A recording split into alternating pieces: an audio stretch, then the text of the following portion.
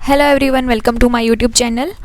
Research aptitude की इस video series में मैंने steps of research process start करे थे। उसमें हम आज स्टेप 6 फॉर्मुलेटिंग रिसर्च डिज़ाइन को कवर करने वाले हैं। लास्ट स्टेप में हमने स्टेप नंबर 5 में हाइपोथेसिस से रिलेटेड जो भी डाउट्स थे वो मैंने कवर करे थे।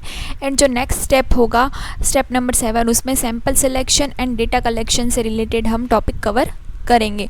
तो आई होप सो आपको ये वीडियो सीरीज़ अच्छी लग रही होगी। एंड अगर आपने अभी तक चैनल को सब्सक्राइब नहीं करा है तो चैनल को सब्सक्राइब कर लीजिएगा एंड नोटिफिकेशन जो बेल आइकन है उसको भी प्रेस कर लीजिएगा ताकि आपको नोटिफिकेशन मिल जाए जब भी मैं न्यू वीडियो अपलोड करूँ तब।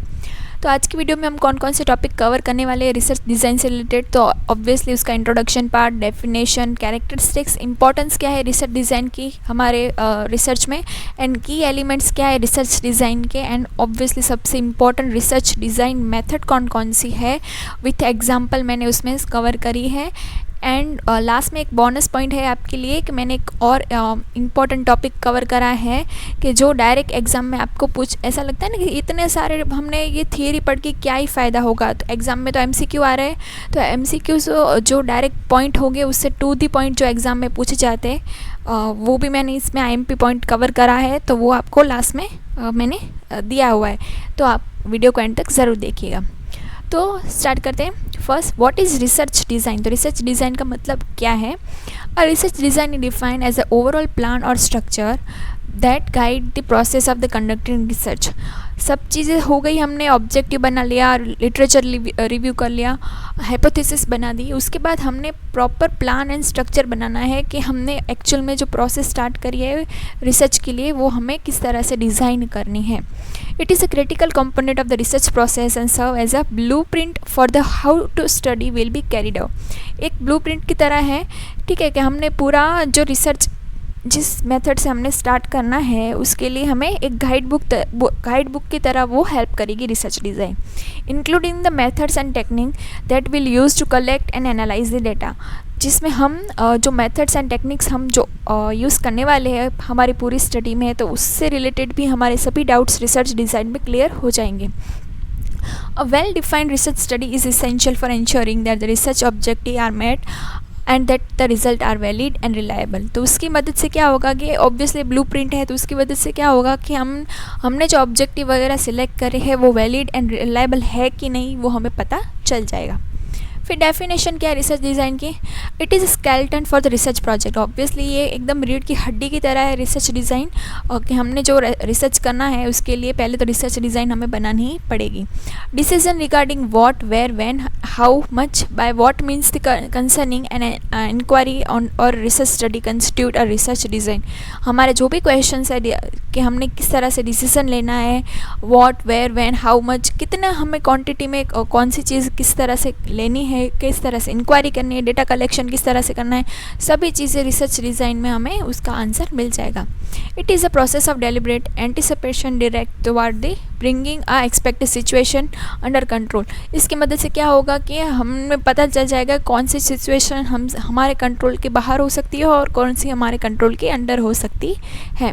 Research design is defined as a, तो एक रिसर्च स्कॉलर है उन्होंने बोला है कि research design is defined as a master place specifying the method and procedure for collection and analysing the needed information. तो जो इन्फॉर्मेशन हमें चाहिए पूरी रिसर्च प्रोसेस में हमने, तो उस रिसर्च के लिए हमें कितना डेटा कलेक्शन करना है और उसको किस तरह से एनालाइज करना है, वो सभी चीज़ें हमें रिसर्च डिज़ाइन से ही आइडिया आ जाएगा।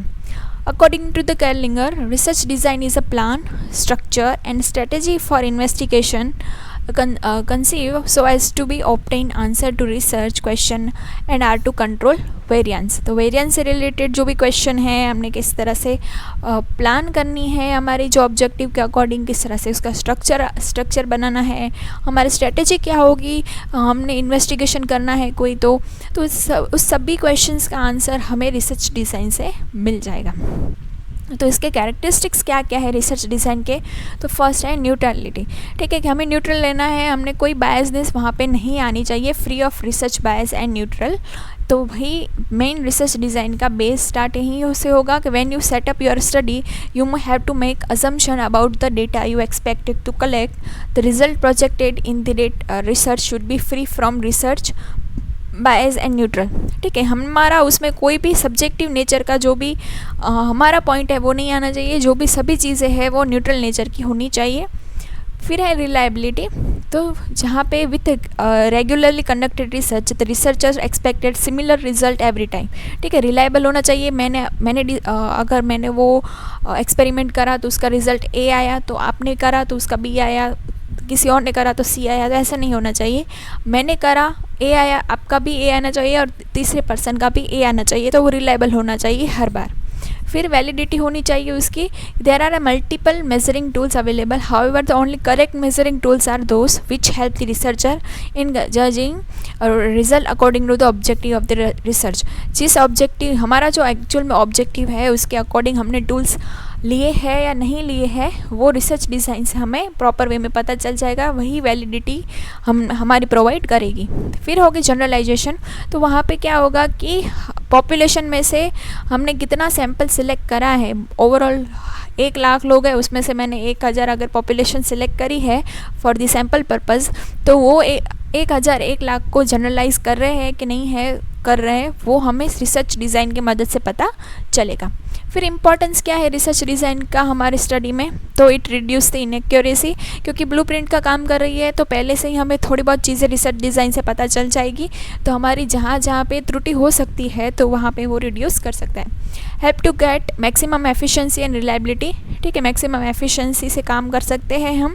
फिर eliminate bias and marginal error, तो एरर होने का चांस कम हो जाएगा। हमें बायस नहीं होना है, न्यूट्रल रहना है, वो रिसर्च डिज़ाइन से हमें पता चलता रहेगा। And minimising wastage of the time, जितना टाइम हमने फिक्स करा है कि मेरी पीएचडी है वो 3 साल या 4 साल में ख़त्म होनी चाहिए, तो वो इतने टाइम में वो ख़त्म हो जाए। अदरवाइज़ हमने जो ऑब्जेक्टिव सेट करे हैं वो may be due to passage of the time वो ऑब्जेक्टिव चेंज हो सकते हैं, मतलब उसका रिजल्ट चेंज आ सकता है। Guiding the research in the right direction, तो हम प्रॉपर डायरेक्शन में है कि नहीं वो हमें रिसर्च डिज़ाइन की मदद से पता चल जाएगा। फिर की elements of the research design including, की एलिमेंट कौन कौन से जब रिसर्च डिज़ाइन हम फ्रेम कर रहे हैं, तो रिसर्च के ऑब्जेक्टिव के first what is a research trying to achieve और द इन्वेस्टिगेट, तो फर्स्ट के क्या है कि रिसर्चर जो है वो क्या अचीव करना चाहता है अपनी रिसर्च में, वो मेन है। रिसर्च ऑब्जेक्टिव से वो पता चलेगा। फिर रिसर्च क्वेश्चन और हाइपोथेसिस बनाना, जहाँ पे उसको स्पेसिफिक क्वेश्चन और hypothesis is address the objective of the study, हमारा जो स्टडी का ऑब्जेक्टिव है उसके according hypothesis and objective set हुए हैं या नहीं, और उसके अकॉर्डिंग हमें क्वेश्चंस बनाने हैं। फिर डेटा कलेक्शन मेथड, जिसमें हमने कौन से मेथड से डेटा कलेक्ट करना है, थ्रू द सर्वे करना है, एक्सपेरिमेंट या ऑब्जर्वेशन के थ्रू या इंटरव्यू के थ्रू कलेक्ट करना है, या सभी मेथड का कॉम्बिनेशन से करना है, वो हमें पता चलेगा। फिर है sampling, deciding on the target population, selecting sample that represent the population, तो सैम्पलिंग का पता है ये आपको कि बहुत बड़ी पॉपुलेशन में से हमने थोड़ा सैम्पल लिया है अपनी स्टडी के लिए, तो सैम्पलिंग के लिए भी यूज़फुल रहेगी। डेटा कलेक्शन एंड इंस्ट्रक्शन, जहाँ पे डेवलपिंग और selecting tools and instrument need to collect data such as questionnaire, survey और एक्सपेरिमेंटल इक्विपमेंट, तो हम डेटा कलेक्शन इंस्ट्रूमेंट में हमने क्वेश्चनर फिल करवाना है या सर्वे करना है या कोई और मेथड से हमें डेटा कलेक्ट करना है, वो पता चलेगा। फिर डेटा एनालिसिस के लिए कौन कौन से टूल्स हमें लगेंगे, कौन सी टेक्निक्स हमें यूज़ करनी है, क्वान्टिटेटिव टेक्निक यूज़ करनी है या क्वालिटेटिव करनी है, हमारे रिसर्च गोल को अचीव करने के लिए वो पता चल जाएगा। कितने टाइम फ्रेम में हमने प्रोजेक्ट हमारा है, रिसर्च प्रोजेक्ट वो कंप्लीट करना है, एनालाइज करना है, उसका रिपोर्ट बना देना है, वो पता चल जाएगा। फिर है एथिकल कंसिडरेशन, सबसे मेन इंपॉर्टेंट, हमने अगर क्वेश्चनर फिल करवाया है किसी से तो हमें उसकी प्राइवेसी का प्रॉपर ध्यान रखना है कि उसकी प्राइवेसी कहीं पे भी हार्म ना हो। फिर रिसोर्सेज, हमने जो resource identify the resource need for the research including funding, personal equipment and access of the data sources. ठीक है, हमने हमारे पास लिमिटेड टाइम में लिमिटेड रिसोर्सेज में हमने काम करना है। ऐसा तो है नहीं कि हमारे पास बहुत ज़्यादा फंडिंग है या बहुत सारे पैसे हैं या बहुत सारी मैन पावर हमारे पास है, तो हमें प्रॉपर अपने रिसोर्सेज का यूटिलाइज किस तरह से हम कर सकते हैं वो यहाँ पे ध्यान रखना है। फिर डेटा प्रेजेंटेशन एंड रिपोर्टिंग पे ध्यान देना है कि replanning how to research finding will be presented and reported. हमने सब अच्छे से कलेक्ट कर लिया, लेकिन रिपोर्टिंग के टाइम पे अगर कोई गड़बड़ कर दी तो सब किए कराए पर पानी फिर जाएगा, तो हमने proper whether through return reports, presentation और अदर फॉर्मेट, तो किस फॉर्मेट में हमें प्रेजेंट करना है वो यहाँ पे ध्यान रखना है। तो की एलिमेंट्स हम क्या समझ रहे हैं कि रिसर्च डिज़ाइन में ये यहाँ पे की एलिमेंट्स रिसर्च डिज़ाइन के आ जाते हैं। फिर है रिसर्च डिज़ाइन मेथड, सबसे इम्पॉर्टेंट अभी यहाँ से टॉपिक स्टार्ट हो रहा है कि रिसर्च डिज़ाइन के मेथड कौन कौन से हैं एक्चुअल में। तो एक्सपेरिमेंटल डिज़ाइन है, तो फर्स्ट है उसके लिए एक्सपेरिमेंटल मेथड कि जहाँ पे कंट्रोल एक्सपेरिमेंट होगा कि researcher manipulate one or more independent variable and measure their effect on the dependent variable. तो वेरिएबल से रिलेटेड मैंने ऑलरेडी एक अच्छे से एक वीडियो लेक्चर मैंने बनाया है, आप प्लेलिस्ट में हमारी जो रिसर्च एप्टीट्यूड की जो प्लेलिस्ट है वहाँ पे आप देखेंगे तो आपको इन डिटेल इन सभी से रिलेटेड आपको डाउट सॉल्व हो जाएंगे।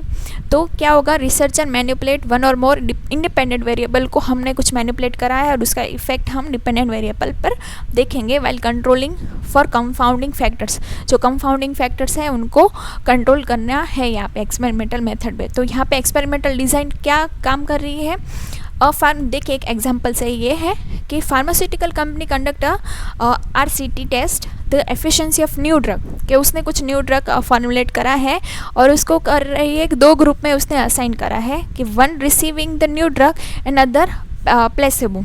The company measure the health outcome of both the group over the specific period. ठीक है कि 2 ग्रुप है, एक ग्रुप बी ग्रुप, एक ग्रुप को जो न्यू ड्रग है वो दे रहे हैं और दूसरे को जो न्यू कुछ नहीं दे रहे हैं। ठीक है, ऐसा है। तो फिर उसके जो चेक करेंगे, एक्सपेरिमेंट कर रहे हैं कि कॉज एंड इफेक्ट रिजल्ट क्या आएगी, तो वो हो गया एक्सपेरिमेंटल मेथड। फिर होगी ऑब्जर्वेशन मेथड, जहाँ पे कौन सी रिसर्च डिज़ाइन होगी, ऑब्जर्वेशनल डिज़ाइन। तो इसका क्या होगा, न्यूट्रलिस्टिक ऑब्जर्वेशन होगी एंड यहाँ पे होगा स्ट्रक्चर ऑब्जर्वेशन। न्यूट्रलिस्टिक में क्या होगा कि researcher observe and record behaviour in neutral setting without intervening. यहाँ पे वो जो हो रहा है चीज़ें उनको वही इस तरह से ही ऑब्जर्व कर रही है, कुछ उसमें चेंज नहीं कर रही है विदाउट इंटरवेनिंग। यहाँ पे मैं अपना कुछ एफर्ट नहीं लगा रही, जो भी है मैं एज इट इज़ उसको ऑब्जर्व करके अपनी स्टडी में लिखूंगी। जबकि स्ट्रक्चर ऑब्जर्वेशन में क्या होगा, using pre determined set of the criteria और स्ट्रक्चर ऑब्जर्वेशन शेड्यूल। यहाँ पे मैं कुछ अपना योगदान दूंगी कि मेरा जो ऑब्जेक्टिव है उसके अकॉर्डिंग फुलफिल हो जाए। तो किस तरह से होगा, जैसे कि an ecologist observe a behaviour of particular bird species in the natural habitat. ठीक है, कोई इकोलॉजिस्ट ऑब्जर्वर है जिस क्या कर रहा है कि एक बर्ड स्पीसीज है उसकी वो नेचुरल हैबिटेट में किस तरह से अपना बिहेव कर रहा है वो देख रहा है, जैसे कि उसकी फीडिंग पैटर्न है, मैटिंग रिचुअल्स हैं, माइग्रेशन हैबिट है। ठीक है, तो वो प्रॉपर ऑब्जर्वेशन डिज़ाइन में आ जाएगी। फिर है सर्वे मेथड। तो सर्वे मेथड में कौन कौन सी चीज़ें हैं, क्वेश्चनर होगी एंड इंटरव्यू होगा।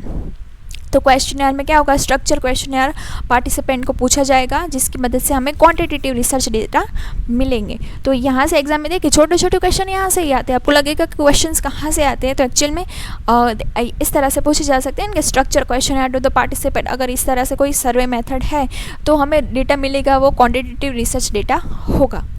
ठीक है, कुछ क्वालिटेटिव लिख दे या कुछ और नाम लिख ले तो हमें ऐसा लगेगा यार क्वेश्चन यार तो हम आदमी को पूछ रहे हैं, मतलब इंसानों को पूछ रहे हैं, तो इंसान के वहाँ पे कुछ इमोशंस जुड़े हुए हो सकते हैं, तो वो क्वालिटेटिव रिसर्च डेटा भी आ सकता है। तो ऐसा नहीं होता है, वहाँ पे हमें क्वांटिटेटिव रिसर्च डेटा है तो इस तरह से ही हमें वहाँ पे टिक करना होगा। फिर इंटरव्यू के मेथड से भी जहाँ पे questions directly to the participant पूछे जाते हैं and allowing for the more in depth response. जहाँ पे हमें इन डेप्थ रिस्पॉन्स की रिक्वायरमेंट होती है वहाँ पे हमें क्वेश्चनर नहीं इंटरव्यू ही लेने जाते हैं, उनको डायरेक्टली ही क्वेश्चन पूछते हैं। स्ट्रक्चर भी हो सकते हैं, semi structure and unstructured format भी हो सकता है, क्योंकि इंटरव्यू पूछने जा रहे हैं, कुछ क्वेश्चन इस तरह से हो कि उनको शायद सही ना लगे तो हमें ऑन द स्पॉट वो क्वेश्चन चेंज करना भी पड़ सकता है।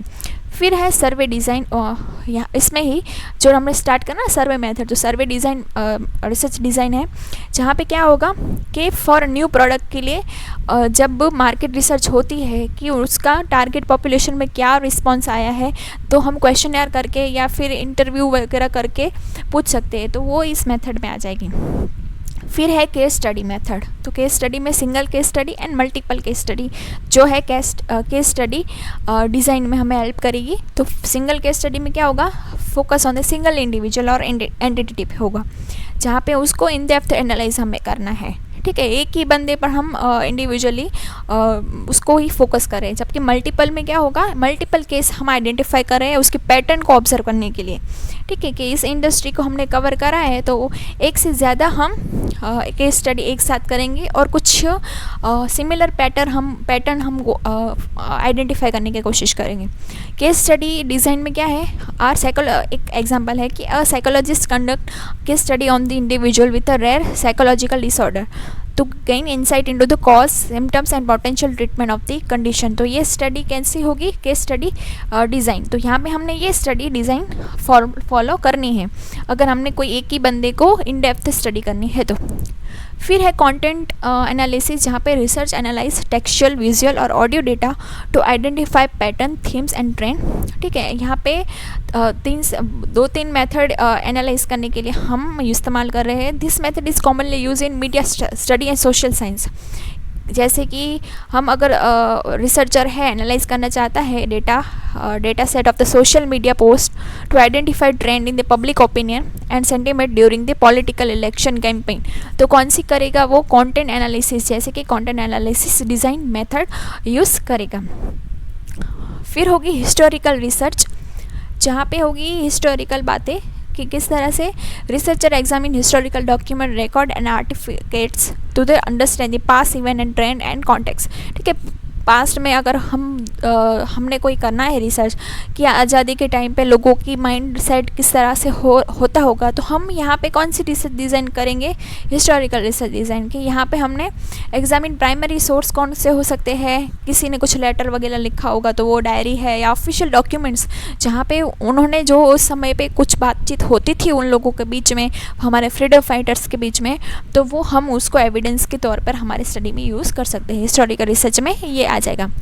फिर है एक्शन रिसर्च, तो एक्शन रिसर्च में कौन सी होगी, जहाँ पे नाम से पता चल रहा है कि ये रियल वर्ल्ड सेटिंग से रिलेटेड है, जहाँ पे सबसे ज़्यादा हम कहाँ देखेंगे, a school teacher collaborate with colleagues to implement a new teaching method. ठीक है, कि मैं जिस मेथड से पढ़ा रही हूँ अगर वो पसंद नहीं आ रही तो मैं थोड़ा और चेंज करने की कोशिश करूँ, जिसकी वजह से बच्चों का इन्वॉल्वमेंट ज़्यादा रहे, तो वो क्या कौन सी स्टडी में आएगी, एक्शन रिसर्च, जहाँ पे ऑन द स्पॉट कुछ एक्शन लिया जा रहा है और उसका रिफ्लेक्शन हम देखेंगे। फिर है एथनोग्राफिक रिसर्च, यहाँ से एग्जाम में बहुत क्वेश्चन पूछे जाते हैं कि एथनोग्राफिक रिसर्च है वो किसके साथ कनेक्टेड है, तो ये कनेक्टेड है कल्चरल सोशल ग्रुप की इंफॉर्मेशन के साथ।